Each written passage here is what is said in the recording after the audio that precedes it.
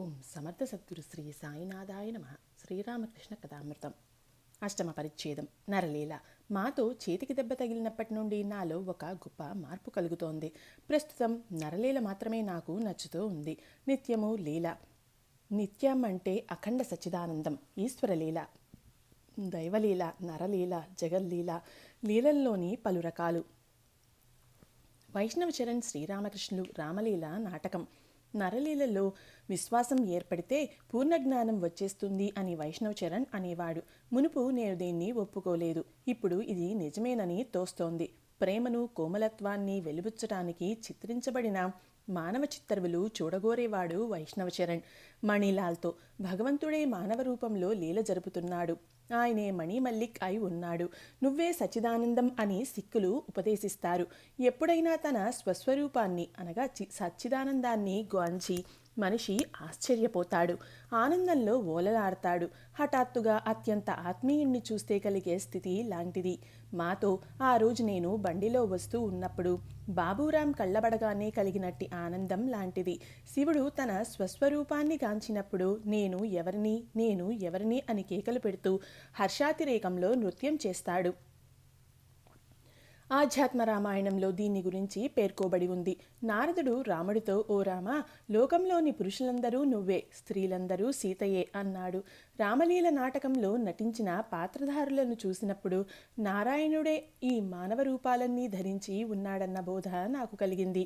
అసలు నకిలీలు రెండు ఒకటిలా తోచింది. కుమారి పూజ ఎందుకు చేయబడుతోంది? స్త్రీలందరూ జగజ్జనని పలు రూపాలు, కానీ పరిశుద్ధాత్ములైన కన్యలలో జగజ్జనని అభివ్యక్తీకరణ అధికంగా ఉంటుంది. మాతో సుస్థి చేసినప్పుడు నేను ఎందుకు సహనాన్ని కోల్పోతాను? అమ్మ నన్ను పసిబాలుని స్వభావంలో నిలిపి ఉంచింది. బిడ్డ సర్వదా తల్లినే ఆశ్రయించి ఉంటాడు.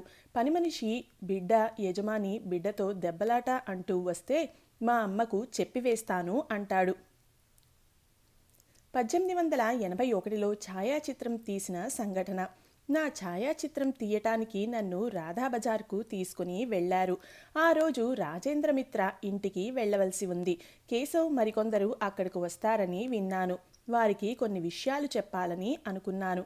కానీ రాధాబజారుకు వెళ్ళగానే అంతా మరిచిపోయాను. వెంటనే అమ్మతో, అమ్మా నువ్వే మాట్లాడు, నేను ఏం మాట్లాడగలను అన్నాను. కుమ్మర సింగ్ రామ్లాల్ తల్లి కుమారి పూజ. నాకు జ్ఞానుల స్వభావం లేదు. జ్ఞాని తనను గొప్పవాడిగా భావించుకుంటాడు. నాకేమిటి, రోగం రావటమేమిటి అని చెప్పుకుంటాడతడు. కున్వర్ సింగ్ ఒకసారి నాతో, మీకు ఇంకా దేహం గురించిన చింత ఉందే అన్నాడు.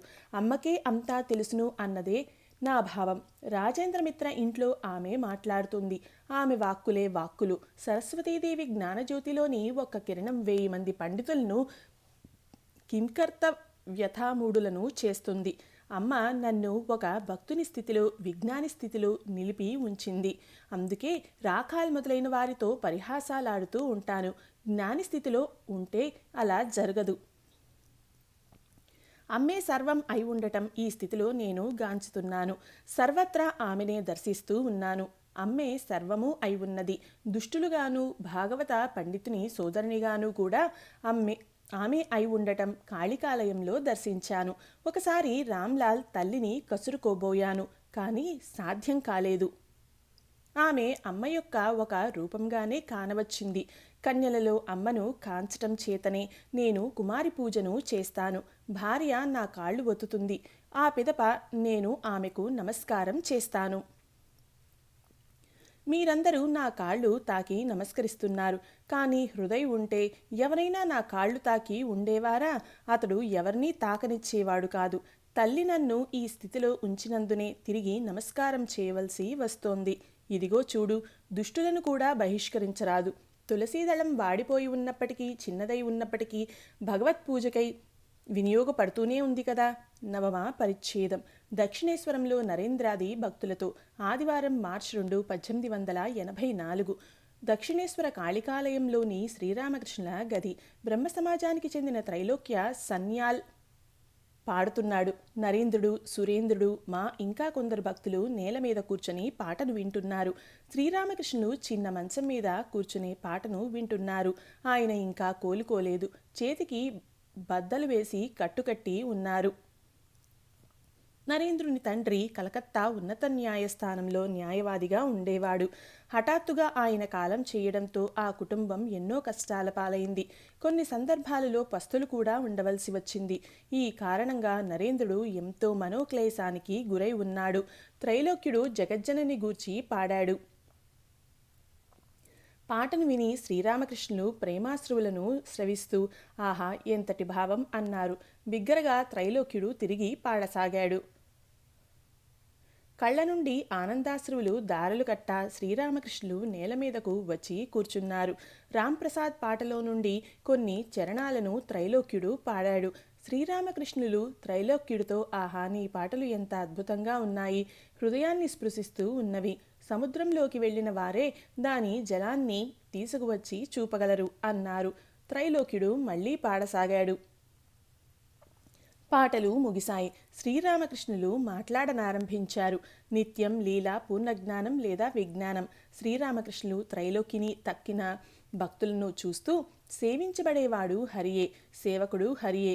ఈ భావం పూర్ణజ్ఞానానికి లక్షణం. తొలుత నేతి నేతి అంటూ విచారణ చేస్తూ హరియే సత్యం, తక్కినదంతా మిథ్య అని తెలుసుకుంటాడు. పిదప హరియే అన్నీ అయి ఉన్నట్లు దర్శిస్తాడు. ఆ భగవంతుడు మాయా జీవజగత్తులు అన్నీగా అయి ఉండటం దర్శిస్తాడు. మొదట అనులోమం, ఆ తరువాత విలోమం. ఇది పురాణాల దృక్పథం. బిల్వఫలాన్ని ఉదాహరణగా తీసుకో. దానిలో కండ, విత్తనాలు, పెంకు ఉన్నవి. పెంకును విత్తనాలను తీసివేస్తే కండ మాత్రం లభిస్తుంది. కానీ బిల్వఫలం బరువు తెలుసుకోవాలి అంటే పెంకును విత్తనాలను తీసివేస్తే కుదరదు. అదేవిధంగా మొదట జీవజగత్తులను త్రోసిరాజని సచ్చిదానందాన్ని పొందాలి. సచ్చిదానందాన్ని పొందాక ఆయనే సమస్త జీవజగత్తులుగా అయి ఉండటం దర్శించవచ్చు. కండ ఏ వస్తువుకు చెందినదో ఆ వస్తువు నుండే విత్తనాలు, పెంకు ఉద్భవించాయి. మజ్జిగకు చెందినదే వెన్న, వెన్నకు చెందినదే మజ్జిగ అన్నట్లుగా. కానీ సచ్చిదానంద పరబ్రహ్మం ఎలా ఇంత కాఠిన్యం వహించాడు అని ప్రశ్నించవచ్చు. ఉదాహరణకు భూమిని తాకుతున్నాం, అది ఎంత కఠినంగా ఉంది? దీనికి జవాబు ఏమిటంటే రక్తం, వీర్యం, ద్రవాలే. కానీ వాటి నుంచే కదా ఇంత పెద్ద జీవుడైన మనిషి ఉద్భవిస్తూ ఉన్నాడు. భగవంతుడికి అన్నీ సుసాధ్యాలే. మొదట అఖండ సచ్చిదానందాన్ని చేరుకో, పిదప కిందకి దిగి వచ్చి ఇదంతా చూడు. సర్వము భగవంతుడే. యోగి భక్తుడు భగవంతుడే సర్వము అయి ఉన్నాడు. ఆయనను మినహాయించి ప్రపంచం అంటూ ఏదీ లేదు. గురువు వద్ద వేదాలు అధ్యయనం చేయగానే రాముడికి వైరాగ్యం జనించింది. సంసారం స్వప్నతుల్యమైతే దాన్ని త్యజిస్తేనే మంచిది అనసాగాడు అతడు. దశరథుడు బీతిల్లాడు. రాముడికి నచ్చచెప్పటానికి గురువు వశిష్ఠుని పంపించాడు. వశిష్ఠుడు రాముడితో ఇలా అన్నాడు, రామా, నువ్వు సంసారాన్ని త్యజించాలని ఎందుకు అంటున్నావు? ఈ ప్రపంచం భగవంతుని నుండి వేరై ఉన్నదని నాకు నిరూపించు. ఈ ప్రపంచం భగవంతుని నుండే ఆవిర్భవించలేదని నువ్వు నిరూపిస్తే నువ్వు సంసారాన్ని త్యజించవచ్చు. రాముడు మౌనంగా ఉండిపోయాడు. అతడు ఏ జవాబు ఇవ్వలేకపోయాడు. తత్వాలు అన్నీ చివరకు ఆకాశతత్వంలో లీనం అవుతున్నాయి. మళ్ళీ సృష్టి సమయంలో ఆకాశతత్వం నుండి మహత్తత్వం, మహత్తత్వం నుండి అహంకారం, ఈ క్రమంలోనే సృష్టి జరిగింది. ఇదే అనులోమ విలోమం. భక్తుడు అన్నింటినీ అంగీకరిస్తాడు. భక్తుడు అఖండ సచ్చిదానందాన్ని అంగీకరిస్తాడు. జీవజగత్తులను అంగీకరిస్తాడు. కానీ యోగి మార్గం వేరు. అతడు పరమాత్మను చేరుకుంటాడు, తిరిగి రాడు, పరమాత్మతో ఐక్యమైపోతాడు. ఒకదానిలోనే భగవంతుని దర్శించేవాడు పరిమితుడైన జ్ఞాని. దానికి అతీతంగా భగవంతుడు లేడు అనుకుంటాడతడు. భక్తులు 3 తరగతులకు చెంది ఉన్నారు. అధమ తరగతి భక్తుడు భగవంతుడు అదిగో అక్కడున్నాడు అంటాడు ఆకాశాన్ని చూపుతూ. మధ్యతరగతి భక్తుడు భగవంతుడు హృదయ మధ్యంలో అంతర్యామి రూపంలో నెలకొని ఉన్నాడు అంటాడు. ఉత్తమ భక్తుడు భగవంతుడే సర్వము అయి ఉన్నాడు, మనకు కానవస్తున్నదంతా భగవంతుని విభిన్న స్వరూపాలే అంటాడు. నరేంద్రుడు మునుపు వేళాకోళం చేసేవాడు. అవును, సమస్తము భగవంతుడే, ఇదిగో ఈ కుండ భగవంతుడే, ఈ గ్లాసు భగవంతుడే అనేవాడు. అందరూ నవ్వారు. సంశయ నాశనం, కర్మత్యాగం, విరాట్మూర్తియే శివుడు. భగవద్దర్శనం కలిగితే సంశయాలన్నీ సమసిపోతాయి. వినటం వేరు, ప్రత్యక్షంగా చూడటం వేరు. వినటం వలన 16 అణాల విశ్వాసం అంటే 100కి 100 పాళ్ల విశ్వాసం కలగదు. ప్రత్యక్షంగా చూసినప్పుడు విశ్వసించకపోవటం అంటూ ఉండదు. భగవద్దర్శనం కలిగితే కర్మత్యాగం సంభవిస్తుంది. అట్లే నా నుంచి పూజ నిలిచిపోవటం జరిగింది. కాళికాలయంలో పూజ నిర్వర్తిస్తూ వచ్చాను. ఒకనాడు హఠాత్తుగా సర్వము చిన్మయమై ఉన్నట్లు చూపబడింది. ఉద్ధరిణ, పంచపాత్ర, వేదిక, వాకిలి అన్నీ చిన్మయమే. మనుష్యులు, జీవజంతులు అన్నీ చిన్మయం. తక్షణమే ఒక పిచ్చివాడిలా 4 పక్కల పువ్వులను విరజిమ్మాను. కంటబడిన దాన్నల్లా పూజింపనారంభించాను. ఒకరోజు శివుని శిరస్సుపై బిల్వపత్రాన్ని సమర్పించబోయాను. అప్పుడు ఆ విరాట్మూర్తియే శివుడు అనే దర్శనం నాకు కలిగింది. నాటి నుంచి శివుణ్ణి విగ్రహ రూపంలో పూజించటం ఆగిపోయింది. ఒకరోజు పువ్వులు కోస్తూ ఉన్నాను. హఠాత్తుగా పువ్వుల మొక్కలన్నీ పువ్వుల గుత్తులుగా ఉండటం దర్శనీయమైంది. త్రైలోక్యుడు: ఆహా, భగవంతుని సృష్టి ఎంత అందంగా ఉంది. శ్రీరామకృష్ణులు: అలా కాదు, అది నాకు హఠాత్తుగా చూపించబడింది. లెక్కలు వేస్తూ కాదు, ప్రతి పువ్వుల మొక్క ఒక పువ్వుల గుత్తిగా ఆ విరాట్మూర్తిని అలంకరించినట్లుగా గాంచాను. నాటి నుంచి పువ్వులు కోయటానికి స్వస్తి చెప్పాను. మనిషిని అట్లే నేను చేస్తూ ఉన్నాను. భగవంతుడే మానవదేహం ధరించి అలలపై దిండు తేలుతూ ఉన్నట్లు అటూ ఇటూగా చలిస్తూ ఉన్నాడు. అలా ఒకసారి దిండును పైకి తీసుకువెళ్తుంది, మరోసారి కిందకు తీసుకుపోతుంది. దేహధారణ ఎందుకు? శ్రీరామకృష్ణులు కోరికలు. దేహం 2 రోజులకే. భగవంతుడొక్కడే సత్యం. దేహం ఇదిగో ఉంది, మరుక్షణం లేదు.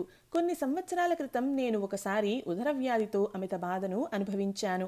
దాన్ని నయం గావించమని జగజ్జనని వేడుకోమని హృదయ్ చెప్పాడు. రోగం గురించి ఆమెకు విన్నవింప నేను సిగ్గుపడ్డాను. అమ్మా, నేను సొసైటీలో మనిషి అస్థిపంజరం ఒకదానిని చూశాను. ఎముకలనన్నింటినీ తీగలతో కట్టి మనిషి ఆకృతిని తయారు చేశారు. అమ్మ, అదేవిధంగా ఈ దేహాన్ని ఒకంత దృఢతరం చేయి. దానితో నీ నామ గుణకీర్తనలు చేసేటట్లు అన్నాను. జీవించాలనే ఇచ్చ ఎందుకు? రావణుణ్ణి వధించాక రామలక్ష్మణులు లంకలోకి ప్రవేశించారు. రావణుని అంతఃపురంలోకి వెళ్లారు. వారిని చూడగానే రావణుని తల్లి నికషా పారిపోయింది. ఇది చూసి లక్ష్మణుడు విస్తుపోయి రాముడితో: అన్న, నికషా వంశం పూర్తిగా అంతరించిపోయింది. ఇంత జరిగాక కూడా ప్రాణం మీద ఇంత ఆశ అన్నాడు. రాముడు నికషాను తన పక్కకు పిలిచి: భయపడవద్దు. అవును, ఎందుకు అలా పరిగెత్తావు అని అడిగాడు. అందుకు నికష: రామా, నేను ప్రాణభీతితో పరిగెత్తలేదు. సజీవంగా ఉండబట్టే నీ లీలలు కొన్నింటిని చూడగలిగాను. ఇంకా బతికి ఉంటే ఇంకెన్నో లీలలను చూడవచ్చునే, అందుకోసమే పరిగెత్తాను అంది. కోర్కెలు లేకుంటే దేహంలో ప్రాణం నిలవదు. నవ్వుతూ: నాకు 1-2 కోర్కెలు ఉన్నాయి అమ్మా. కామినీ కాంచనాలను త్యజించిన వారి సాంగత్యం నాకు లభింపచేయి అని అమ్మను ప్రార్థించాను. మళ్ళీ: అమ్మా, నీ జ్ఞానుల భక్తులతో సాంగత్యం చేస్తాను కనుక కాస్త అటూ ఇటూ వెళ్ళి వారిని చూడటానికి ఒకంత శక్తిని ఇవ్వు అని అడిగాను. కానీ అలా తిరగగలిగే శక్తిని ఆమె ప్రసాదించలేదు. త్రైలోక్యుడు నవ్వుతూ: కోర్కెలన్నీ ఈడేరినవా? శ్రీరామకృష్ణులు నవ్వుతూ: ఇంకా కొన్ని మిగిలి ఉన్నాయి. అంతా నవ్వారు. దేహం 2 రోజులకు మాత్రమే. నా చెయ్యి విరిగినప్పుడు అమ్మతో: అమ్మ, చెయ్యి అమిత బాధగా ఉంది అని మొరపెట్టుకున్నాను. అప్పుడు ఆమె నాకు ఒక బండిని, దాని చోదకుడును చూపింది. బండిలో 1-2 స్క్రూలు అనగా మేకులు వదులుగా ఉన్నవి. చోదకుడు నడుపుతూ ఉన్నట్లే బండి పోతూ ఉంది. తనదంటూ దానికి ప్రత్యేకంగా ఏ శక్తి లేదు. అలా అయినప్పుడు దేహ సంరక్షణార్థం ఎందుకింత అక్కర చూపుతున్నావు? భగవంతుని అనుభవించడానికే, ఆయన నామగుణాలను కీర్తించటానికే, ఆయన జ్ఞానుల భక్తుల చూడబోవటానికే. 10వ పరిచ్ఛేదం. నరేంద్రుని సుఖదుఖాలు దేహానికే. నరేంద్రుడు శ్రీరామకృష్ణ ముందు కింద కూర్చొని ఉన్నాడు. శ్రీరామకృష్ణులు: త్రైలోక్యుడు తక్కిన భక్తులతో: దేహానికి సుఖదుఖాలు ఉండనే ఉంటాయి. నరేంద్రుణ్ణే తీసుకోండి. తండ్రి మరణించాడు. ఇంట్లో అలవికానన్ని కష్టాలు. ఏ దారి కానరాదు. భగవంతుడు కొన్ని సమయాల్లో మనలను సుఖాల్లో ఓలలాడిస్తాడు, మరికొన్ని సమయాలలో దుఃఖాల్లో ముంచెత్తుతాడు. త్రైలోక్యుడు: మహాశయ, భగవంతుడు నరేంద్రుడి పట్ల కనికరిస్తాడు. శ్రీరామకృష్ణులు నవ్వుతూ, అదెప్పుడు? అన్నపూర్ణాదేవి కొలువు చేసి ఉన్న కాశీలో ఎవరూ పస్తులతో గడపరు. కానీ కొందరు అందుకై సాయంత్రం వరకు వేచి ఉండవలసి వస్తుంది. హృదయం ఒకసారి శంభూ మల్లిక్ను కొంత డబ్బు అడిగాడు. శంభూ మల్లిక్ ఆంగ్లేయుల దృక్పథం కలిగినవాడు. అతడు హృదయ్తో, నీకు నేను ఎందుకు డబ్బు ఇవ్వాలి? నువ్వు ఏదైనా పని చేసుకుని పొట్టపోసుకోవచ్చు కదా. నువ్వు ఎలాగూ ఏదో ఉద్యోగం చేస్తూనే ఉన్నావు కదా. నువ్వు పేదవాడివో లేక గుడ్డి కుంటివాడుగా ఉంటే ఆ సంగతి వేరు. వారికి ఏమైనా ఇస్తే కాస్త పుణ్యమైనా దక్కుతుంది అన్నాడు. అందుకు హృదయ్ ఇలా అన్నాడు, మహాశయ, దయచేసి మీరు అలా అనవద్దు. నాకు మీ డబ్బు వద్దు. భగవంతుడు నన్ను గుడ్డి కుంటి లేక అతి పేదవాడుగా కాకుండా కాపాడితే చాలు. అదే 10,000. మీరు ధనం ఇచ్చే అవసరమూ లేదు, నేను పుచ్చుకునే అవసరమూ ఉండదు. నరేంద్రుడు నాస్తికవాదం, భగవంతుని లీల, భీష్మ పితామహుడు నరేంద్రుణ్ణి ఇంకా కరుణించలేదే అని భగవంతుని పట్ల శ్రీరామకృష్ణులు ఆక్రోశంతో మాట్లాడుతూ ఉన్నట్లుగా ఉంది. మధ్య మధ్యలో ఆయన నరేంద్రుని ఆప్యాయంగా చూస్తూ ఉన్నారు. నరేంద్రుడు, ప్రస్తుతం నేను నాస్తికవాదాల గురించి చదువుతున్నాను. శ్రీరామకృష్ణులు, అస్తి నాస్తి రెండూ ఉన్నవి. ఒకటి ఆస్తికత్వం, మరొకటి నాస్తికత్వం. మరి ఆస్తికత్వాన్నే నువ్వు ఎందుకు అంగీకరించకూడదు? సురేంద్రుడు, భగవంతుడు న్యాయపరాయణుడు, భక్తుల నాయన వదిలిపెట్టడు. శ్రీరామకృష్ణులు పూర్వజన్మలో దానధర్మాలు చేసిన వారికే సంపదలు కలుగుతాయని శాస్త్రాలు పేర్కొంటున్నాయి. కానీ విషయం ఏమిటో తెలుసా? ఈ సంసారం ఆయన మాయ. మాయ యొక్క పనులలో పలు గందరగోళాలు ఏమిటో అర్థం కాదు. భగవంతుని లీలలు వేటిని అర్థం చేసుకోలేము. అంపశయ్యపై పరుండి ఉన్న భీష్ముణ్ణి దర్శింప పాండవులు కృష్ణుడితో పాటు వెళ్లారు. క్షణకాలం తర్వాత చూసేసరికి భీష్ముడు విలపిస్తున్నాడు. పాండవులు కృష్ణుడితో, కృష్ణ, ఏమిటి ఇది? పితామహుడు అష్టవసువుల్లో ఒకడు. ఈయన వంటి జ్ఞానిని ఎక్కడా చూడలేము. ఈయన కూడా మాయలో చిక్కుకొని మరణించే సమయంలో ఇలా విలపిస్తున్నారే అని అడిగారు. అందుకు కృష్ణుడు, భీష్ముడు అందుకై విలపించటం లేదు, ఆయన్నే అడిగి చూడండి అన్నాడు. కారణం అడిగినప్పుడు భీష్ముడు ఇలా అన్నాడు, కృష్ణ, భగవంతుని లీలలను వేటిని నేను అర్థం చేసుకోలేకున్నాను. సాక్షాత్తు శ్రీమన్నారాయణుడు వెంట ఉన్నప్పటికీ పాండవుల దుఃఖాలకు అంతమే లేకున్నదే. దాని తలంచే విలపిస్తున్నాను. దీని గురించి యోచిస్తూ ఉన్నప్పుడు భగవంతుని లీలలను అర్థం చేసుకోవటం అసాధ్యం అని తెలియవస్తోంది. శుద్ధ ఆత్మ అచలం. వేదాలు శుద్ధ ఆత్మ అంటూ పేర్కొనే పరమాత్మ మాత్రమే మేరువిలా అచలుడు, నిర్లిప్తుడు, సుఖదుఖాలకు అతీతుడు అని భగవంతుడు నాకు దర్శింపచేశాడు. ఆయన మాయ యొక్క కార్యాలలో ఎన్నో గందరగోళాలు. దీని పెదప ఇది, దీని నుండి అది సంభవిస్తుంది అంటూ దేనిని చెప్పలేం. సురేంద్రుడు నవ్వుతూ, పూర్వజన్మలో దానధర్మాలు చేయడం వల్ల ఈ జన్మలో ధనం లభించే పక్షంలో మనం దానధర్మాలు చేయటం మంచిది. శ్రీరామకృష్ణులు, ధనవంతుడు దానం చెయ్యాలి. త్రైలోక్యునితో, జయగోపాల్ సేన్ వద్ద ధనం మూలుగుతుంది, అతడు దానం చేయాలి. అలా చేయకుంటే అతడు నిందార్హుడు. కొందరి వద్ద ధనం ఉన్నప్పటికీ వారు పిసినారులుగా ఉంటారు. ఆ ధనాన్ని ఎవరు అనుభవించబోతారో కూడా నిశ్చయంగా తెలియరాదు. నాడు జయగోపాల్ వచ్చి ఉన్నాడు. బండిలో వచ్చాడు. బండిలోని లాంతరు పగిలిపోయి ఉంది. గుర్రం శ్మశానం నుంచి తప్పించుకొని బ్రతికి వచ్చినట్లుగా ఉంది. బండి తోలేవాడో మెడికల్ కాలేజీ ఆసుపత్రిలో నుండి అప్పుడే బయటపడ్డ వ్యక్తిలా ఉన్నాడు. అతడు ఇక్కడికి తీసుకువచ్చింది కుళ్ళిన 2 దానిమ్మ పళ్ళు. అందరూ నవ్వారు. సురేంద్రుడు, జయగోపాల్ బాబు బ్రహ్మ సమాజానికి చెందినవాడు. ప్రస్తుతం కేశవ్ బ్రహ్మ సమాజంలో చెప్పుకోదగ్గ వ్యక్తులు ఎవరూ లేరని అనుకుంటాను. విజయ్ గోస్వామి, శివనాథ్ ప్రభృతులు దానిలో నుంచి వైదొలగి సాధారణ బ్రహ్మ సమాజాన్ని ప్రారంభించారు. శ్రీరామకృష్ణులు నవ్వుతూ, గోవింద అధికారి తన నాటక బృందంలో మంచి నటులను ఉంచుకోడు, లాభంలో వాటా ఇవ్వాల్సి ఉంటుంది, అందుకని. అందరూ నవ్వారు. కేశవ్ శిష్యునొకణ్ణి నాడు చూశాను. కేశవ్ ఇంట్లో అప్పుడు నాటకం జరుగుతోంది. దానిలో ఆ శిష్యుడు ఒక పసిబాలుని చంకనెత్తుకుని నృత్యం చేశాడు. పైగా అతగాడు లెక్చర్ కూడా ఇస్తాడట. ఇతడికే బోధ అవసరమై ఉంది. దీనిలో ఇతడు బోధిస్తూ ఉన్నాడే అనుకున్నాను. తర్వాత త్రైలోక్యుడు పాడసాగాడు. పాట ముగిశాక శ్రీరామకృష్ణులు అతడితో, వెర్రివాణిని చెయ్యవే నీ ప్రేమలోనా అనే పాట పాడు అని అడిగారు. త్రైలోక్యుడు ఆ పాట పాడాడు. ఇది 19వ అధ్యాయం సంపూర్ణం. ఓం సమర్థ సద్గురు శ్రీ సాయినాథాయ నమః.